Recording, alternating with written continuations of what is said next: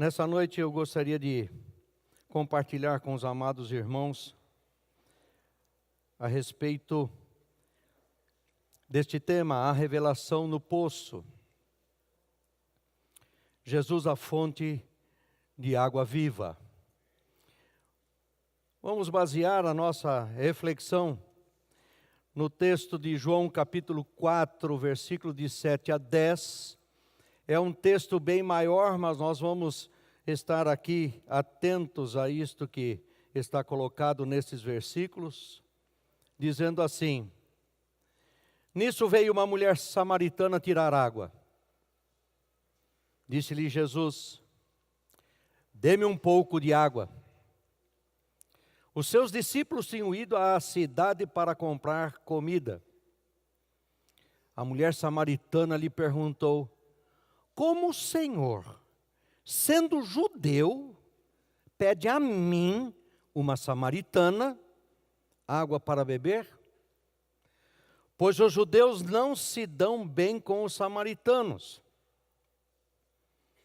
Jesus lhe respondeu: Se você conhecesse o dom de Deus e quem está pedindo água, você lhe teria pedido, e dele receberia água viva. Amém? Vamos curvar as nossas cabeças, mesmo assentados. Esta palavra, Senhor, que tem perpassado o tempo, mas é esta palavra que Tu tens para a nossa vida nesta noite. Te peço, Senhor, que o Teu Santo Espírito, com plena liberdade, alcance e atinja todos nós que aqui estamos, para que esta palavra venha com o poder do Teu Santo Espírito alcançar-nos e transformar a nossa vida. Em nome de Jesus Cristo. Amém. Gostaríamos de pensar um pouquinho quem sou, começando por aí.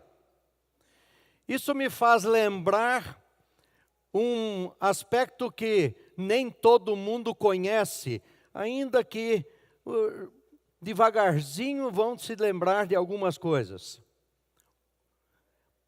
Havia uma máquina de fotografia, há um tempo atrás, que ela era com cartucho. A gente comprava aquele cartucho com 12, 24, 36 fotos. E nós tirávamos a foto e não dava para ver. A gente só conseguia ver quando essas fotos eram reveladas. Uma vez aconteceu um fato de que, para economizar, a gente sempre fazia isso, eu comprei um cartucho de 36 fotos. E tiramos fotos, etc. E esse cartucho terminou, eu coloquei outro na máquina, e esse cartucho foi para uma gaveta e eu esqueci do cartucho. Depois de um bom tempo, sei lá quanto tempo, mas um bom tempo, fuçando a gaveta, eu descobri aquele cartucho. E será que ele está cheio ou ele está vazio? Ficou aquela dúvida. Mas eu disse assim, vamos fazer o seguinte, eu vou levar num lugar que tem aqui em Ribeirão Preto, para revelar as fotos. E lá levei, e depois de um certo tempo, voltei lá para buscar essas revelações, e aí eu fiquei espantado, espantado de ver o que é que estava lá dentro. Essas fotos, na verdade, tinham sido tiradas há um bom tempo atrás. Mas o que mais me chamava a atenção não era especificamente quem estava ali, porque algumas gente tira foto da pessoa, né?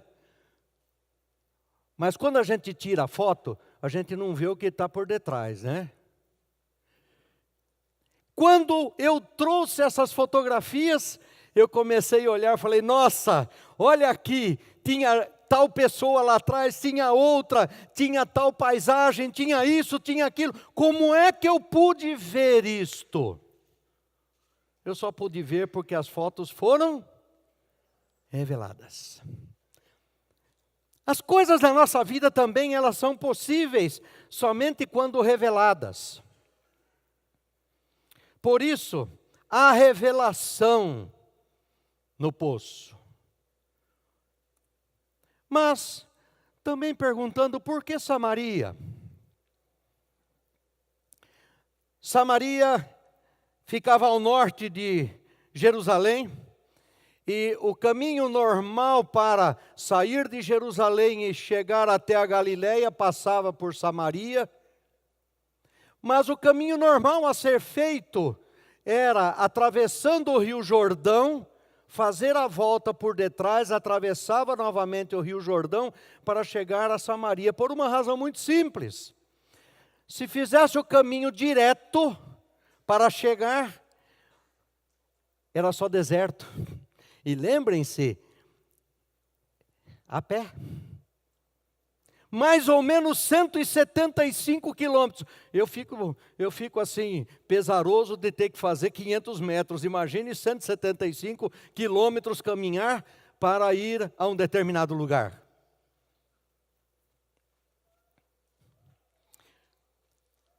O caminho normal que era ir por um caminho que tinha uma temperatura mais amena, que tinha maiores condições de trânsito, era fazendo uma curva para chegar. Jesus decidiu ir direto. Mas por que Samaria? Porque lá também existia os samaritanos, claro. Samaritanos e judeus não se cruzavam. Por quê? Por uma razão muito simples. Foi dividido todo o povo, todo o território foi dividido em dois. O sul, chamado Israel, Judá, o norte, com várias tribos. Jerusalém ficava no sul. E este norte, ele acabou depois do cativeiro da Babilônia. Muitos babilônicos de outros povos vieram para ocupar essa região norte. E uma das coisas que acontecia naquela cultura é que esses povos traziam toda a sua cultura, toda a sua religião, todos os seus deuses e se casavam com judeus. E os judeus do sul não aceitavam o que nós chamaríamos então de casamento misto. Não é bem isso, é bem mais profundo do que isso. Mas o judeu do sul não aceitava que outros judeus se casassem com pessoas que não fossem da linhagem judaica. Mas trazendo consigo os seus deuses. E aí virou uma questão interessante. Os do sul, onde estava Jerusalém, eles não permitiam que aqueles do norte pudessem vir ao templo para adorar ao Senhor. Por quê? Porque eles eram considerados impuros. E os do norte, então, bom, e agora? Como é que nós vamos fazer? Onde é que nós vamos adorar o nosso Deus? Porque juntamente com os outros deuses, eles também adoravam ao Deus da palavra. Eles disseram, muito bem, é fácil solucionar isso. Ninguém nos deixa entrar no templo de Jerusalém. Nós vamos construir um templo aqui para nós. E construíram um templo num local chamado Gerizim. Lá é que eles adoravam. Então era assim, judeus, Jerusalém. Os que eram samaritanos, em Gerizim. E isto criava uma dificuldade de relacionamento. Eram todos judeus, mas uns consideravam-se judeus, mas consideravam os outros mais ou menos judeus. É nesse contexto que nós descobrimos que Jesus Cristo, quando Ele pega esse caminho direto pelo deserto, Ele chega ao poço de Jacó, e cansado, ali Ele se assenta, enquanto os seus discípulos vão mais ou menos uns 800 metros até a cidade comprar alimentos, diz o texto. Quando Jesus Cristo está ali sentado, claro, a Bíblia diz que isso aconteceu ao meio-dia, sol a pino. Se vocês acham que Ribeirão Preto é quente, naquela região, o sol a pino é um calor tremendo. De repente chega a samaritana. A samaritana chega para buscar água. E aí começa todo um processo de revelação. O processo de revelação começa com a revelação da mulher. Vejam que Jesus Cristo está diante de alguém que, naquele tempo, se hoje já é difícil, vocês que digam isso, era mulher, já era difícil. Segundo, era samaritana. Terceiro, tinha que andar normalmente, todos os dias, esses 800 metros aproximadamente, para buscar água, porque era a tarefa da mulher. Aliás, não tinha dor de cabeça, não tinha, tinha que fazer. Não é assim com as mulheres? As mulheres não têm desconforto. Se há alguma coisa para fazer, elas vão e fazem. E essa mulher, apesar de todo esse desconforto, ela ia buscar água. Mas aquele dia não foi um dia de buscar água simplesmente.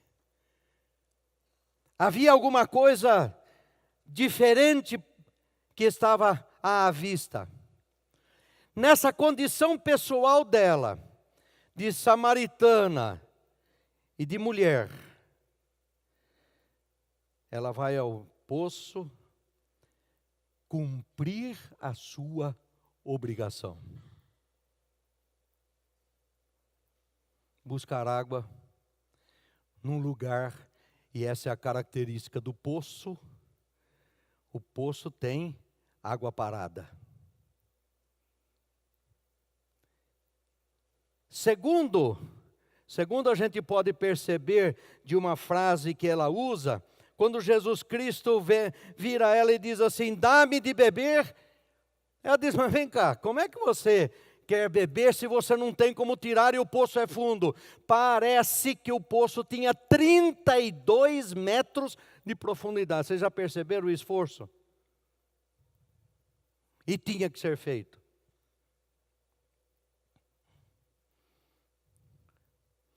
Mas também há uma revelação da condição pessoal dessa mulher. Quando conversando com Jesus Cristo,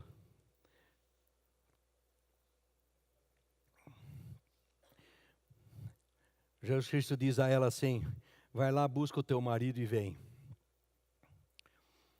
Ela diz assim, não sou casada. E Jesus Cristo vira para ela e revela que Ele sabe quem ela é, a condição dela. Bem disseste. Você já teve 5, viu?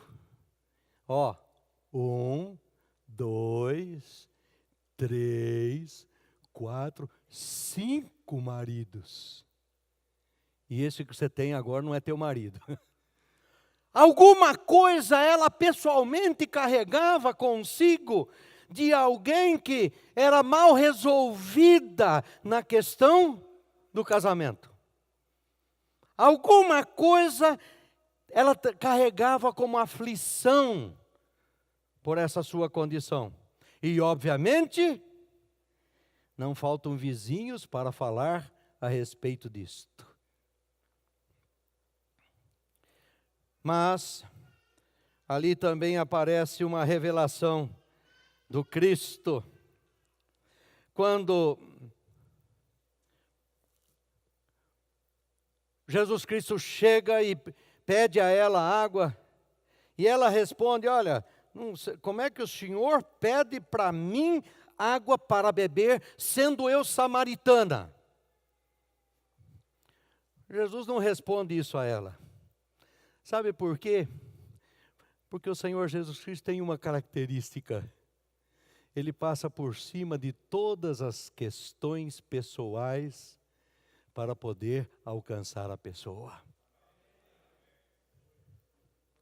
Ele já tinha feito um outro caminho, por quê? Porque ele precisava ir encontrar essa mulher samaritana. Ele mudou todo o seu trajeto para isto. Mas Jesus Cristo também diz, num determinado momento, disse-lhe a mulher: eu sei que o Messias chamado Cristo vem. Quando ele vier, nos explicará tudo.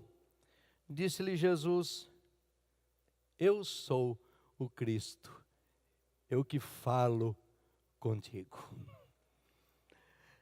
Jesus muda todo o seu programa e todo o seu trajeto, porque ele queria que aquela mulher pudesse saber, aquela mulher que tinha todas aquelas condições pessoais, pudesse saber que ele era o Cristo. Ele se deixou conhecer.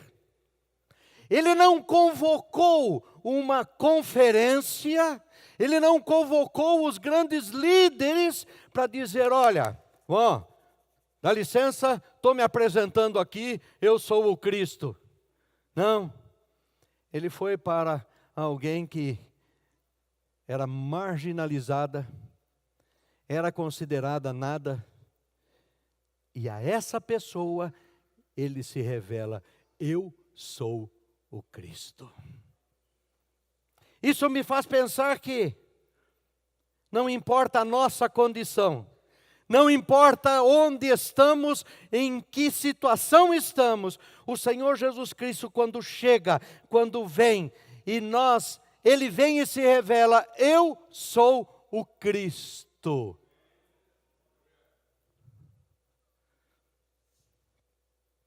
Mas também ali há uma revelação da condição social da mulher samaritana.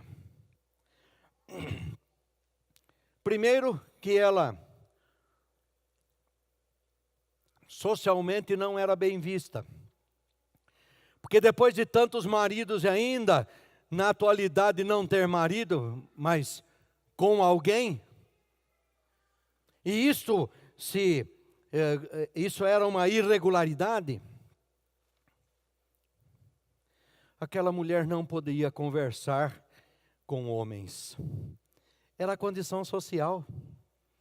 As mulheres não podiam conversar com os homens, e principalmente ela, sendo samaritana, estava absolutamente proibida de conversar com judeus.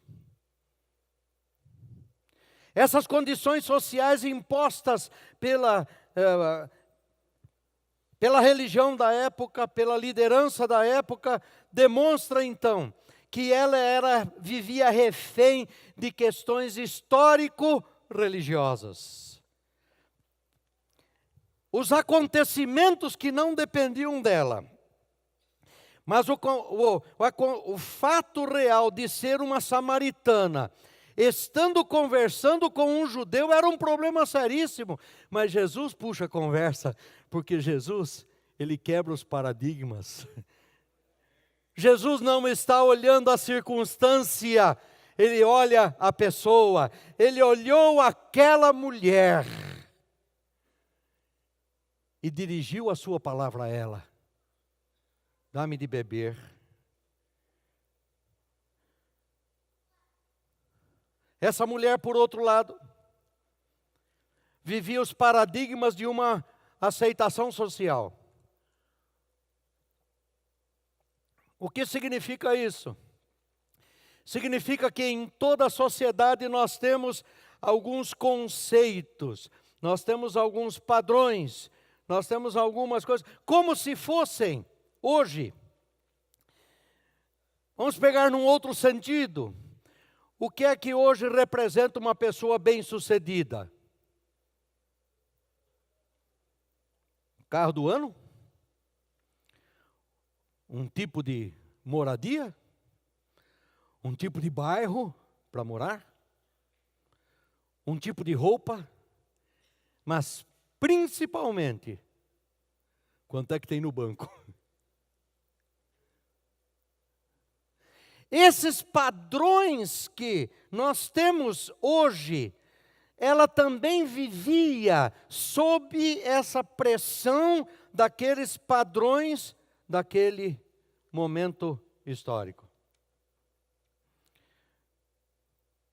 Ali trouxe a realidade que aquela mulher, socialmente, tinha dificuldades muito grandes para se relacionar. E aqui tem um pequeno detalhe. Uma pergunta que nós levantamos. Por que é que aquela mulher foi buscar água ao meio-dia, sol a pino, quando ninguém fazia isso? Normalmente as mulheres iam buscar água no nascer do dia, nas primeiras horas do dia, ou então lá no finalzinho do dia. Alguma coisa socialmente a fazia ir buscar água neste horário. Quem sabe para não ter as fofoqueiras, as pessoas falando a respeito da sua vida pessoal, de quem ela era.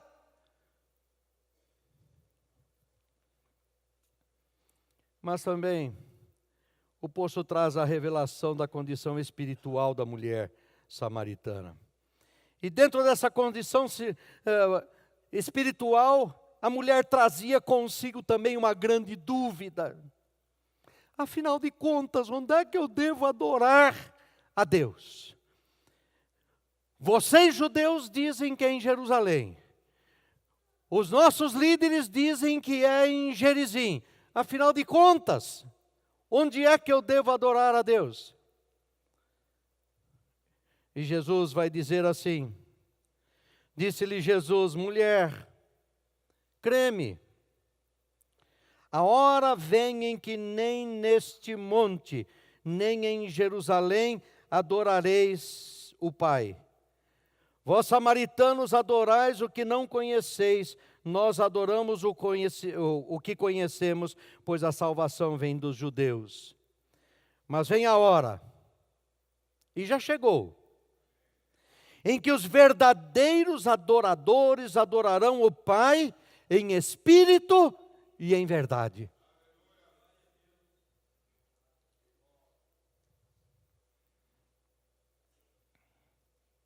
Pois o Pai procura os tais que assim o adorem. Sabe o que acontece? Nesse momento, Jesus Cristo estava quebrando um outro paradigma. Como se Deus estivesse trancado num determinado lugar, e dentro desse lugar seria o único possível de adoração. E Jesus Cristo está dizendo, olha, onde você está, em que momento você estiver, você pode adorar a Deus. E aqui nós nos reunimos como igreja para manifestar a presença visível de Cristo por intermédio da sua igreja. Aqui também é um lugar de adoração. Mas não é o único. Porque nós no dia a dia estamos vivendo a adoração a Deus. Quando Ele tira esse lugar pré-determinado, Ele também estabelece uma outra situação. Sair da religiosidade e ir para a espiritualidade. O que é a religiosidade? Lembram-se que eu falei há pouco? O poço fundo tem água parada. O Senhor Jesus Cristo vem, água parada não serve. Vida parada não serve para adoração a Deus. Vamos fazer o seguinte? Ele propõe a ela o seguinte: eu te darei água viva, fonte a jorrar água viva do seu interior. Veja como há uma mudança completa. Por quê? Porque a religiosidade nos faz, assim, sempre repetir o mesmo.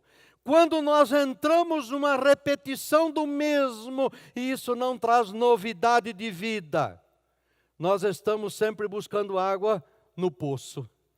Mas quando nós buscamos a espiritualidade, nós buscamos o autor da água da vida, aquele que nos traz vida.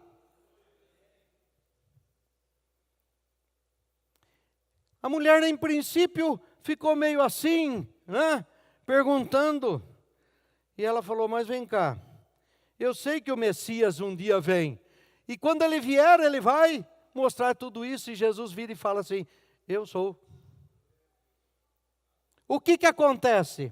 Essa mulher, ela toma isto para a sua vida. Toma esta palavra profética, porque ela havia dito que ele era um profeta. Toma esta palavra profética dizendo: é água viva que eu preciso. E ela larga tudo, larga o cântaro, larga o poço e sai correndo e vai para a cidade dizer: olha, venham ver aquele que disse todas as coisas que tenho feito.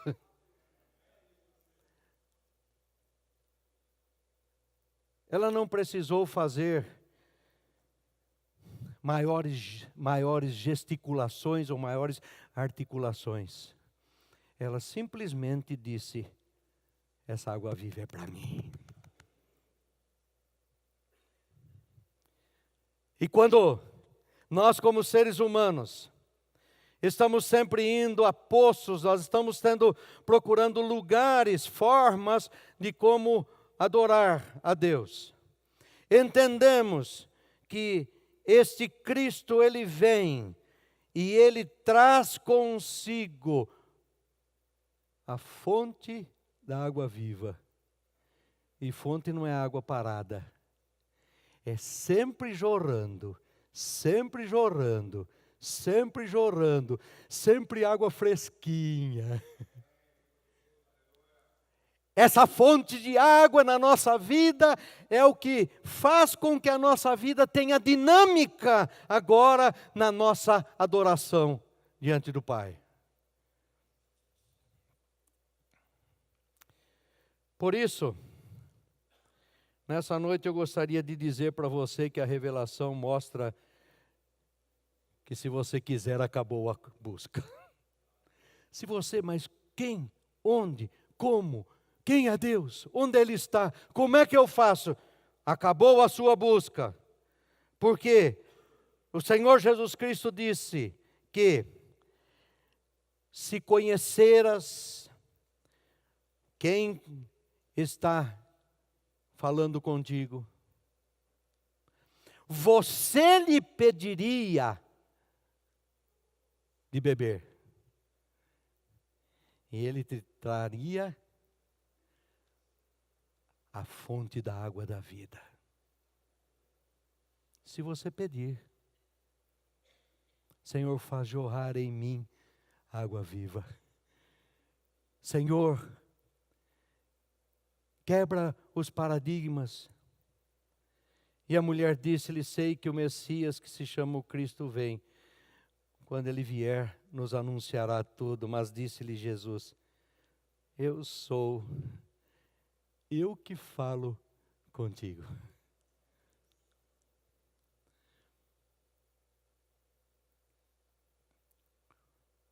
Nós somos muitas vezes pessoas sedentas, não queremos reconhecer isto, mas somos pessoas sedentas.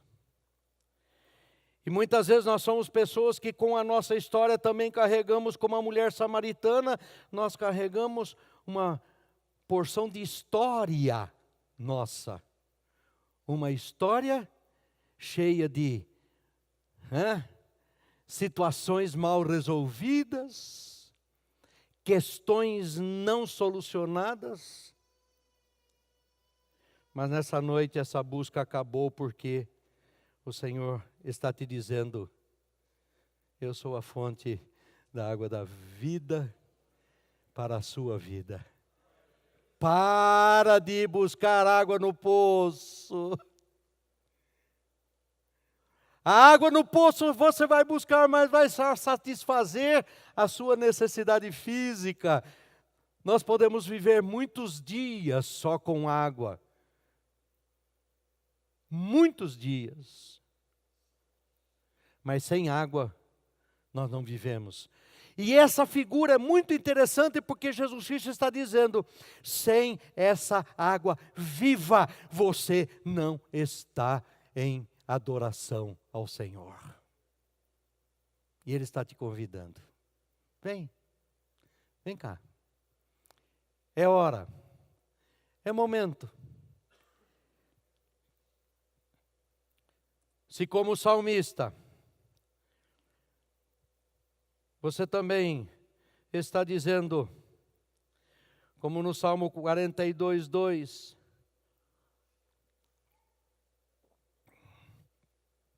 a minha alma tem sede. Eu estou bebendo água. Percebem? A minha alma tem sede. Sede do Deus vivo. Vamos ficar de pé. Nós agora há pouco, nós todos juntos cantamos.